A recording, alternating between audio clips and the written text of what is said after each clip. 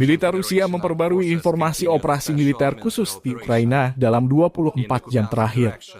Juru bicara militer Rusia Letnan Jenderal Igor Konashenkov per 25 Desember melansir, terjadi kontak senjata di sejumlah wilayah di Donetsk. Pasukan rudal dan artileri Rusia menetralkan 58 unit artileri angkatan bersenjata Ukraina di posisi tembak.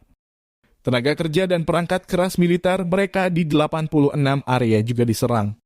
Satu pangkalan sementara unit tentara bayaran asing dinetralkan di dekat Artyomov, Republik Rakyat Donetsk.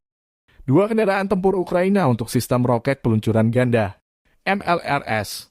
Uragan dihancurkan di dekat Seversk, Republik Rakyat Donetsk, serta 2 sistem MLRS Grad di dekat Makiivka, Republik Rakyat Lugansk.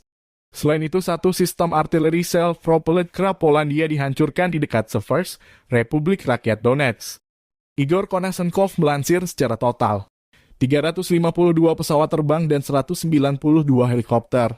2.724 kendaraan udara tak berawak angkatan bersenjata Ukraina dinetralkan, termasuk 399 sistem rudal pertahanan udara, 7.240 tank dan kendaraan tempur lapis baja lainnya, 940 kendaraan tempur yang dilengkapi dengan MLRS, 3.708 meriam dan mortir artileri lapangan, serta 7.747 unit khusus perangkat keras militer dihancurkan selama operasi militer khusus, kata Konashenkov. Dari kubu Kiev, Kementerian Pertahanan Ukraina melansir 620 prajurit Rusia dinetralkan dalam 24 jam terakhir, termasuk 5 tank, 16 kendaraan lapis baja, 3 unit artileri. Secara total, Rusia sudah kehilangan 102.050 prajurit sejak awal invasi. Presiden Ukraina Volodymyr Zelensky terus menebar optimisme mengusir penjajah Rusia. Memasuki bulan ke-10, konflik Rusia-Ukraina belum menunjukkan tanda-tanda perdamaian.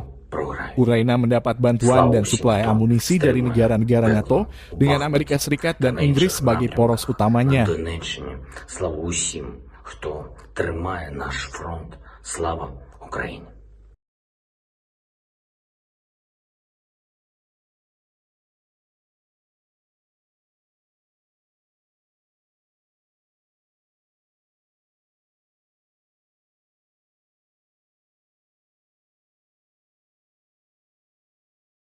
Шановую вас, Збройні Сили України! Слава Україні!